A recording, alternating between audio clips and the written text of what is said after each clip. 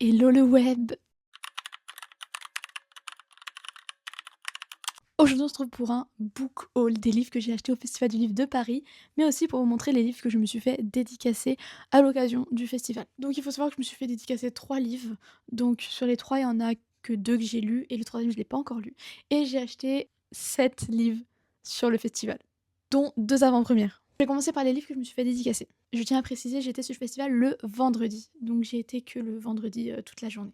Le premier livre que je me suis fait dédicacer est Le Spectre d'Oxford de Camille Salin. Donc ce livre, je ne l'ai pas encore lu, je l'avais acheté à l'occasion du Pumpkin Autumn Challenge de 2025. Il était dans mon pack, mais je n'ai pas eu le temps de le lire. C'est une Dark Academia avec des fantômes à Oxford. Je pense qu'il n'en faut pas plus pour y aller, les yeux fermés. Donc vraiment, lui, j'ai trop hâte de le lire. Donc l'autrice Camille m'a fait une dédicace. Et pour la petite anecdote, pour ceux qui n'auront pas vu mon vlog, quand elle m'a demandé mon prénom, que j'ai répondu Clémentine, elle m'a demandé comme le fruit.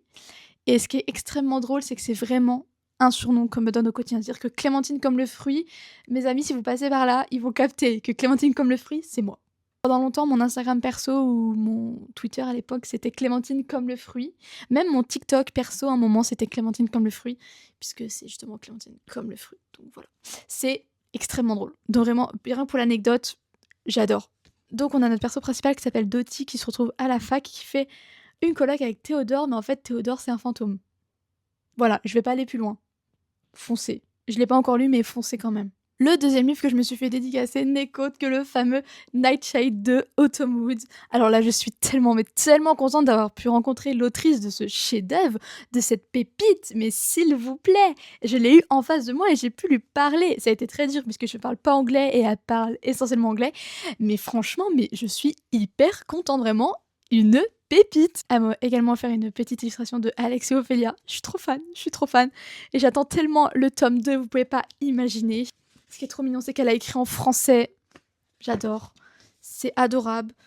Je lui ai dit que j'attendais le tome 2 avec impatience. Elle avait l'air tellement heureuse et je comprends totalement. En même temps, elle a écrit une pépite. Vraiment, si vous n'avez pas encore été lire, mais foncez lire. Enfin, qu'est-ce que vous attendez? Donc là, encore une fois, on est aussi sur une Dark Academia. En fait, les 3 livres que je me suis fait dédicacer, c'est des Dark Academia, maintenant que j'y pense. C'est une Dark Academia qui se passe en Écosse, dans les Highlands, dans l'université de Sorrow Song. Après, je pense que vous avez déjà entendu parler de ce livre.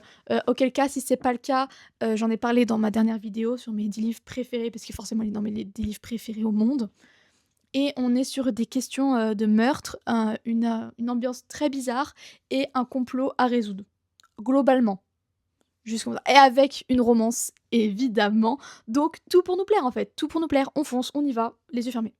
Et le troisième livre que je me suis fait dédicacer, donc j'ai été chercher des tickets sur le stand, vraiment j'ai tout donné pour aller avoir un ticket parce qu'il fallait absolument que je me fasse dédicacer ce livre, que je rencontre les auteurs aussi de cette pépite. C'est un des livres qui était dans mon top 3 de 2025, mes livres préférés. Et c'est qu'autre que Jusqu'au plus profond des astres de Agit Ways. Alors là, je pouvais pas partir du Festival du livre sans m'avoir fait dédicacer ce livre. S'il vous plaît. Donc, encore une fois, ici on est sur une Dark Academia, on aborde la thématique du deuil. On a le personnage principal qui s'appelle Linus, qui est assez anxieux, voilà. Il représente un peu les troubles de la société. Il est anxieux, très discret, il est dans son coin, il fait ses petits trucs, il embête personne. Sauf qu'en fait, sa conjointe Lucia a disparu. Voilà. Donc tout le monde pense qu'elle est plus de ce monde. Or, Linus, lui, il ressent encore des petits messages un peu subliminaux qui font que pour lui, elle l'est pas et il a beaucoup de mal à accepter en fait qu'elle n'est plus là et c'est tout à fait normal. Il a son ami Santino qui est un peu crazy et moi je l'ai trouvé marrant, qui est quand même là pour lui malgré que les 2 personnages ne se parlent plus. Et il y a un personnage féminin qui arrive dans la vie de Linus pour justement écrire un article sur lui. C'est Diana. Donc Diana, elle va tout donner. Et en fait, Diana, c'est un peu le personnage qui porte un peu sur ses épaules Linus et un peu Santino aussi. Elle va faire en sorte que les 2 personnages se reparlent, qu'on oublie un peu tous les travers de la vie. C'est un roman qui est incroyable, avec une plume poétique incroyable. Et il m'a vraiment laissé sur ma faim, donc j'ai très hâte d'avoir le tome 2 pour comprendre un peu plus qu'est-ce qui s'est passé. Et surtout retrouver Linus, Diana et Santino, sans surprise finalement. Donc j'ai rencontré Agit Ways. Vraiment, je suis trop contente. Donc voilà pour mes 3 livres dédicacés. Je suis tellement, mais tellement contente. Vraiment, vous pouvez pas imaginer. Surtout Agit Ways et Autumn Wood, c'était vraiment des auteurs que je voulais absolument voir parce que j'ai adoré leurs livres. Même si je sais que Camille Salin, je vais aussi adorer son livre. Soit à partir du moment où c'est une Dark Academia qui se passe en Écosse, enfin en toute honnêteté, moi il m'en faut pas plus, d'accord. moi c'est OK. Je prends les yeux fermés. On va maintenant passer aux achats que j'ai faits sur le festival. Donc j'ai acheté 7 livres. C'est vrai que j'ai beaucoup hésité. J'abuse peut-être avec les beaucoup, mais en réalité, j'ai vraiment hésité. Donc s'il y a bien un livre que je voulais absolument acheter sur le festival, c'est une avant-première également, c'était Campus Agency, le tome 3. Je n'ai pas encore lu le tome 1 et 2, mais en toute honnêteté, Lily Bay, pour moi, c'est un sans faute à chaque fois. Je fais confiance à 100%. C'est des romances universitaires, ce sera sympa pour cet été ou quand il fera les beaux jours, tranquillement, ou même à l'automne. Donc là, c'est le tome 3 qui sort le 22 avril. Donc là, prochainement, finalement. Donc peut-être qu'il sera sorti quand la vidéo se postera. En tout cas, j'ai acheté le tome 3 parce que voilà, j'ai les 2 autres et voilà, j'avais vraiment envie de l'avoir. Ensuite, sur le stand de Nox, j'ai hésité pendant un petit moment à acheter les livres que je vais vous montrer. Pourquoi ? Parce que c'est vrai que j'ai beaucoup de romances. Comme j'avais dit au début d'année, je voulais vraiment relire de la romance et peut-être peser sur la balance avec la fantasy, parce que c'est vrai que l'année dernière, j'ai lu beaucoup de fantasy. C'est vrai que j'avais envie de retrouver un peu plus de romance. Et une fois sur le stand, je me suis dit, allez Clémentine, tu te lances, tu t'es levée à 3h15 pour être sur le festival, donc t'as intérêt de le rentabiliser. J'abuse un peu, mais vous voyez ce que je veux dire. Donc j'y ai fait quand même, et j'ai acheté évidemment Amberfall et Willow Lake. Ce qui m'a vraiment envie de donner de les prendre, c'est que ce sont des romances small town. Et donc, en toute honnêteté, les seuls small town que j'ai vraiment lus, c'est 10 ans plus tard de Laura Reed et la saga Dream Harbor de Laurie Gilmore. Et pour moi, c'est incroyable. J'adore les romances small town. Parce que ça me fait littéralement penser à Gilmore Girl, aka ma série préférée au monde. Donc rien que pour ça, j'ai pris les deux. Donc là, on est sur une petite romance dans le sens où on est un peu sur un couple arrangé. Voilà, on a un perso principal qui s'appelle Julie, qui déteste Tate depuis qu'il lui a volé son rêve et surtout qu'elle a un autre objectif, c'est remporter un concours de pâtisserie. Du côté de Tate, lui, il demande à Julie de se faire passer pour sa fausse petite amie. Voilà, en sachant que Tate et Julie se connaissent depuis avant. Donc, c'est un peu une seconde chance, on va dire. Donc moi déjà ça me plaît. Je sais que j'ai vu beaucoup de bons avis dessus. Voilà, moi il m'en faut pas plus. Je voulais vraiment le lire de toute façon. Donc. Et pour Willow Lake, on est sur une romance cowboy.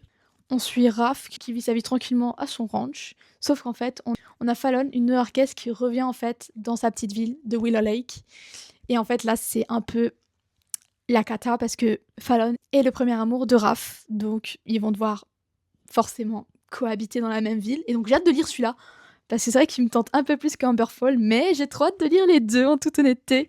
Voilà, donc ça c'est mes deux petits achats sur le stand de Nox. Étant donné que c'est des small towns et des romances, bon bah il m'en fallait pas plus. Ensuite, pour la petite anecdote, encore une fois, donc j'en ai parlé dans mon vlog, mais je vais la redire ici pour ceux qui ne l'ont pas vu.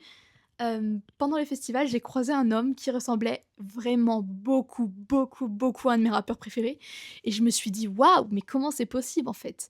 Sauf qu'en fait, cette histoire, ça m'a trotté dans la tête en fait, toute la journée, enfin toute la matinée. Et en fait, vers 13h, ma soeur a voulu se poser dans un coin pour lire tranquillement et se poser tranquillement, parce que c'est vrai que le festival était éprouvant. Et à un moment, je revois cet homme passer. Et là, je sais pas pourquoi, je fais jamais ça, mais je vais au culot et je vais le voir et je lui demande, en fait, si c'est le rappeur en question, et il me répond que oui. Donc le rappeur en question, c'est Lord Esperanza, pour ceux qui connaissent. Donc j'étais vraiment trop contente de le voir. Et en fait, on a discuté, on a fait des petites photos, tout ça, bref. Et en fait, moi, je savais qu'il avait sorti un livre, donc récemment. Donc effectivement, il a sorti un livre le 9 avril. Et donc c'était super récent, mais moi, j'avais pas retenu la maison d'édition et tout. Et à aucun moment, je me suis dit que la maison d'édition était sur le festival. Enfin, jamais de la vie, je me suis posé cette question. Et c'est là qu'il m'explique qu'effectivement, il a sorti son livre le 9 et que son livre est à tel endroit et qu'il le dédicace le lendemain. Parce que moi, je lui explique, bah ouais, mais moi, je rentre ce soir, c'est pas possible, quoi. Et de là, il me dit, bah écoute, va chercher le livre et je te le dédicace. Non, mais waouh, c'est incroyable. Je suis trop contente. Donc, dans les livres que j'ai achetés, il y a Big Bang, mon amour de Théodore Desperez, qui est Lord Esperanza. Et il me l'a dédicacé. Donc, vraiment, la fête au village. J'étais tellement contente. Vraiment, je pense que vous imaginez pas du tout. Juste la scène est pour moi un peu marrante, puisque je suis venue sur le festival du livre pour acheter des livres, étant donné que c'est ma passion et ma raison de vivre.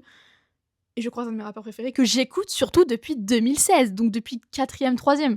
Pour vous dire, je suis en dernière année de master, je passe le concours de l'enseignement et tout, donc vraiment, pour vous dire à quel point ça date et que j'écoute vraiment ces sons. Enfin, vraiment, c'est c'est un rappeur que, enfin, j'écoute totalement, enfin, surtout que j'écoutais ses musiques en venant à Paris, bah, vendredi, quoi. Et quand je suis dans ma voiture, j'écoute ses musiques et tout, c'est pas les musiques que je skip. Vous savez, on a une playlist toujours énorme, là, et qu'il y a des musiques qui passent et que des fois, on n'a pas envie de passer et qu'on skip. Les siennes, je les skip pas, parce que je les connais et je les adore, en fait. Donc juste incroyable. Donc si il y en a ici qui écoutent Lord Esperanza, sachez qu'il a publié un livre qui s'appelle Big Bang Mon Amour et qui reprend un peu sa vie, d'après ce que j'ai compris. Euh, J'adore. Moi, je kiffe. J'ai trop hâte de lire. Je pense que je le lirai cet été ou à la fin de l'année, ou dès que je pourrai, tout simplement. Mais j'ai trop hâte. Donc, je suis trop contente. Vraiment, la probabilité était quasi nulle. Et donc, je suis trop fan, je suis trop contente. Et ensuite, pour ceux qui ont vu mon petit vlog, sachez que tout le long du vlog, je vous ai dit que j'ai hésité à aller acheter des livres sur le stand de EH. Bah écoutez, à un moment, j'ai arrêté d'hésiter et j'en ai acheté 3. Donc, on va commencer par le premier, c'est This Spells Love de Kate Robb.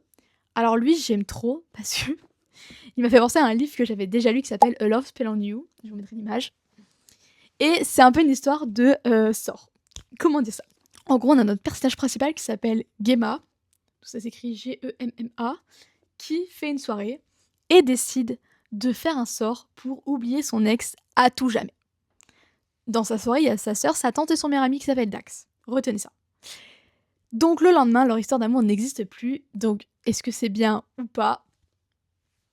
Petit problème, c'est que Dax, son meilleur pote, ne la reconnaît plus. C'est une inconnue à ses yeux. Non mais rien que ça, j'adore en fait. Je trouve ça tellement... Je sais pas, je trouve ça drôle, j'adore. Et c'est surtout qu'il est insensible à son charme. Vraiment inconnu, plus. Donc ça veut dire que Gemma, pour briser ce sort qu'elle a promulgué, il faut qu'elle embrasse Dax sur la bouche. Mais comment faire vu que elle est une inconnue pour lui, quoi. Non mais j'ai trop hâte de le lire. Vraiment, je sens qu'il va être trop amusant, il va être trop bien. Non mais moi j'adore les histoires comme ça. C'est tout cocon, c'est tout chill, c'est assez marrant. Il y a un peu de suspense, j'adore. Donc j'ai pris ce livre-là chez EH. Ensuite, encore chez EH, j'ai pris une avant-première qui sort le 3 juin. Et c'est Le Café des bébés dragons. Déjà, j'espère, s'il vous plaît, incroyable. Trop mignon. Oh, il y a les petites patounes, j'adore. Trop mignon. Et c'est de Ate Kreshi. Je sais pas si je dis bien. Keshri, je sais pas. Bref, j'écrirai. Ensuite, Saphira qui ouvre un café avec son petit dragon. Sauf que son petit dragon, il fait pas mal de bêtises. Vous voyez, c'est un dragon, ça crache du feu. Voilà, vous avez capté, ça fait des petites bêtises. Bon. Donc elle est un peu débordée parce que c'était son rêve. Et en fait, bah là, il prend un peu une tournure inappropriée puisque bah, ça part complètement en cacahuète et elle est un peu déboussolée, quoi. Et elle rencontre un certain Aiden qui, lui, est héritier d'une prestigieuse lignée Dracon qui lui va se proposer d'engager le petit dragon de Saphira qui s'appelle Sparky pour justement le dresser un petit peu, quoi. Et donc de là va peut-être naître quelque chose entre Saphira et Aiden.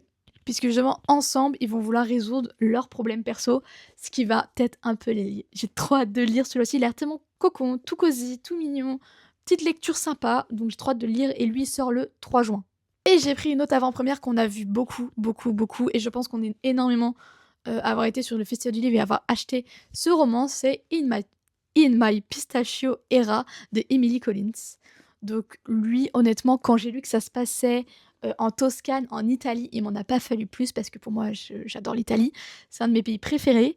Supplément, la couverture sans la pistache. Malheureusement, j'ai pas d'odorat, donc je ne sens pas grand-chose. Mais je suis sûre que c'est incroyable, d'accord? Le jaspage est super beau. La couverture est belle. J'adore ce livre. Rien que pour l'objet livre, j'adore. En gros, là, ce qui va se passer, c'est que on suit Juliette qui quitte Paris, sa vie, son mec, tout, pour aller vivre en Toscane, pour justement produire des pistaches et faire du yoga au lever du soleil. Donc elle veut vivre la belle vie en Italie, en fait. Sauf qu'il y a Orso qui se ramène et qui lui est producteur d'huile d'olive et lui, il n'aime pas trop l'arrivée de cette Française, quoi. Il se dit, mauvais présage, il se dit non. Et entre eux, le courant ne se passe pas très bien. Et en gros, un concours va être proposé et ils vont être les deux opposés. Donc voilà, est-ce que en étant les deux opposés, l'amour peut être attiré? On sait pas. Donc moi, j'ai trop hâte de lire celui-là. Je pense vraiment, je vais pas tarder à lire celui-là parce que les beaux jours sont là. C'est chill. Je sais pas, il m'a bien tiens, mais regardez s'il vous plaît. Là, j'adore. J'ai trop hâte de le découvrir. En plus, j'aime trop les images. Enfin, j'adore totalement. Donc lui, avant-première qui sort le 6 mai. Et voilà Booktube pour mon haul de mon book haul du FDL de 2026. J'espère qu'il vous a plu. N'hésitez pas à me dire si vous avez été également au FDL et quel livre vous avez acheté. Sinon, dites-moi lesquels vous tentent le plus sur ceux qui sont déjà sortis et ceux qui vont pas tarder à sortir. Sur ce, je vous remercie d'être resté jusqu'à la fin. N'hésitez pas à vous abonner, commenter et liker. Et je vous dis à plus tard pour de prochaines vidéos Booktube.